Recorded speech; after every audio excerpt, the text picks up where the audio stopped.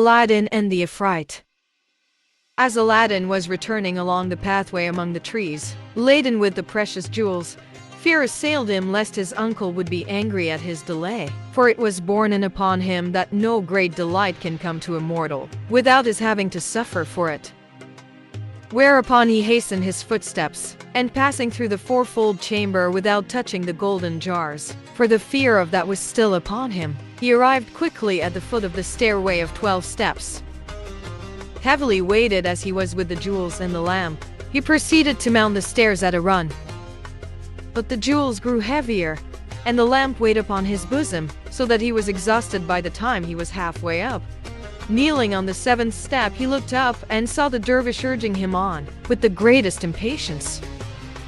"Bear with me, O my uncle," he said. "I am heavily weighted and am out of breath. I will soon come to thee." Then he climbed 3 steps and 1 step more, and sank exhausted before the last, which was far higher than the others. The jewels and the lamp oppressed him with heaviness, and he could not mount that last step. "O my uncle, give me thy hand and help me up," he cried. But the wizard dare not touch him, for so the spell of fate was worded, and he must abide by it. "Nay," he called down, "thou art man enough. It is the lamp that hampers thee. Reach up and place it on the ledge here, then thou canst mount easily thyself." The dervish held out his hand expectantly for the lamp, and his eyes glittered. Aladdin saw the evil light in them, and having some mother wit, replied, "O my uncle, the lamp is no weight at all. It is simply that I am exhausted, and this step is too high for me. Give me thy hand and help me up." "Give me the lamp," cried the dervish, holding his hand out for it, and beginning to rage. "Place it on the ledge before thee, and then I will help thee up." "Nay," returned Aladdin, growing obstinate, "if thou wilt not give me thy hand, I will not give thee the lamp, for it is in my thoughts that thou wantest the lamp more than thou wantest me." This enraged the dervish to a point beyond control, and he said within himself, "If I get not the lamp, then may it perish with him." And taking a box from his wallet, he threw some powder on the embers of the fire, muttering curses and incantations as he did so. Immediately a flame shot up, and its many tongues went hither and thither, licking the air. The earth shuddered and groaned with a hollow thunder. Then the marble slab closed of itself over the aperture. The hillside rushed together above it, and all was as before, save that Aladdin was sealed within that cavern without hope of escape. Long and loud did Aladdin call to his supposed uncle to save him from a living death, but there was no answer to his cries, and at last, when he was almost exhausted, he took counsel of himself and plainly saw the truth of the matter. The dervish was no uncle of his, but a cunning wizard who had made a cat's paw of him to secure treasure which, by the laws of magic and destiny, he was powerless to come at in any other way. The whole thing, from the very beginning, was a trick, and he saw it clearly now that it was too late. The way out was sealed, and the darkness pressed heavily upon him. Frantic with the desire to escape from this dungeon, he thought of the garden and the stairway in the alcove. But when he had groped his way to the end of the passage, he found the door closed, and all his efforts failed to open it. The names of his ancestors were of no avail against the magic of the dervish. At this he wept loudly, and continued to weep throughout the night, until his rage and despair were spent.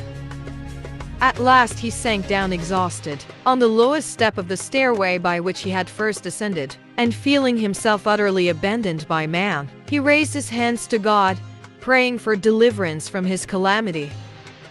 Now, while he was holding his hands in supplication, he felt the ring upon his middle finger, the ring which the dervish had placed there, saying, "In whatever difficulty thou mayst find thyself, this ring will be thy protection. Thou hast only to, but of that I will tell thee later." The dervish had perhaps given him the ring to gain his confidence, and had purposely omitted to reveal its secret. But now, in answer to Aladdin's prayer, the power of the ring was revealed as if by the merest chance, for when he felt the ring, he looked at it, and seeing a light from the jewel therein, he breathed upon it and rubbed it with his palm to increase its luster. No sooner had he done this when, lo, the slave of the ring appeared, and gathered shape before him, first in a luminous haze, and then, gradually, in clearer and clearer contour. "Ask what thou wilt, and it shall be done," said the apparition, "for know that I am the slave of the ring, and the slave of him on whose finger my master placed the ring." Aladdin, seeing before him an Efrite, after the order of those invoked by the Lord Suleiman, was terrified, and his tongue clave to the roof of his mouth, so that he could not speak. But the Efrite reassured him with kindly speech. "Thou hast only to ask," he said, "and thy wish will be fulfilled, for since my master's ring is on thy hand, I am thy servant." At this Aladdin took heart, and having considered his wish, resolved to put the matter to the test. "O slave of the ring," he said, "my wish is that thou take me from this dungeon, and place me in the light of day where the sun shines and the breezes blow, if indeed it is day, for here have I been for many, many hours." Scarcely had he spoken the words when there was a clap of thunder. The cavern opened, and by some mysterious power, he was conveyed through the opening. Then, when he sat up and looked around him, he was in the light of day upon the hillside, and everything was as it had been when he and the dervish had first reached the spot. Aladdin marveled greatly at this, and said within himself, "I wonder if it was all a dream." But when he looked at the ring upon his finger and felt the lamp, and the jewel fruit he had gathered from the trees in the garden, he knew it was not a dream. Besides, there was the spot where the fire had been, and it was now but a heap of gray ashes on the ground. Turning himself about, he saw the path by which they had ascended, and the garden stretching below. Nothing had changed. The side of the hill which the dervish by his magic had opened for his entrance, and the slave of the ring had now closed up behind him, was as it had been when he first saw it. Seeing that he was safe and sound in the outer world, Aladdin fell on his knees and gave thanks to the Most High for his deliverance from a terrible death. Then straightway he arose and took the path that led down the hillside, and through the gardens of the city in the direction of his home. At length, with wearied body, but elated mind, he reached the doorway of his dwelling, and entering, found his mother weeping. "Where hast thou been, my son?" she cried. "All night long I lay awake, anxious for thee, and now it is again near nightfall, and thou comest like one about to die. Where hast thou been, and where is thine uncle?" But Aladdin could not answer her. What with utter weariness, and the joy of gaining his home once more, he fell in a swoon at her feet. Quickly she dashed water on his face and restored him. Then, when she had made him eat, she inquired gently what had befallen him. "O my mother," said Aladdin, "how much thou art to blame! Thou gavest me over to a devil of a sorcerer who tried, by his evil arts, to compass my ruin. I have a stout reckoning against thee for this. For, look you, this vile and wicked one, whom thou toldst me was my uncle, was not but a liar and an impostor. Think, mother, of the richness of his promises. What was he not going to do for me? His affection for me was overwhelming, and he ceased not to pretend in that lying hypocrisy until the cheat was exposed, and I saw that his purpose was to use me for his own ends, and then to destroy me. Mother, the devils beneath the sea and the earth are not the equal of this vile sorcerer." And thus, having vented his anger at the false conduct of the dervish, he proceeded to tell his mother, first about the lamp and the jewel fruit, then about all that had happened on the hillside, from the opening of the earth by a magic spell, to the closing of it again, and his subsequent escape through the slave of the ring. And thus, he concluded, thus did this devil's own shew me in the end, that he was accursed and that he cared no jot for me, but only for the lamp. Then Aladdin took the lamp and the precious stones from his bosom, and placed them before his mother, albeit neither knew why the lamp had been so coveted by the dervish, or that the stones were more valuable than any possessed by kings. And Aladdin, now weeping for joy at his deliverance, and now cursing with rage at the vile hypocrisy of the sorcerer, found sympathy in both cases in his mother, who wept and cursed with him. crying out that the Omnipotent, who had graciously saved his life, would most assuredly punish that wicked man for his abominable actions. Now, neither Aladdin nor his mother had rested for 2 days and 2 nights, so that, exhausted at length with weeping and with heaping maledictions on the dervish, they slept, and when they awoke, it was about noon of the following day. Aladdin's first words on pulling his wits together were to the effect that he was hungry. "Nay, O my son," replied his mother, "there is nothing to eat in the house, for thou didst eat yesterday all that there was." She was busying herself about this when Aladdin suddenly called out to her, "Mother, bring me the lamp, and I will take and sell that. It will fetch more than the spinning." Now, although Aladdin and his mother knew that the dervish had greatly coveted the lamp, they both imagined that he had some strange reason of his own for this. And as the lamp was an article that would command a ready sale, the mother quickly agreed to Aladdin's proposal and brought the lamp to him in answer to his call. On regarding it closely, however, she observed that it was very dirty. Well knowing that it would fetch a better price if it were clean and bright, she set to work to polish it with some fine sand, when lo, as soon as she started to rub the lamp, the air before her danced and quivered, and a chill gasp of wind smote her in the face.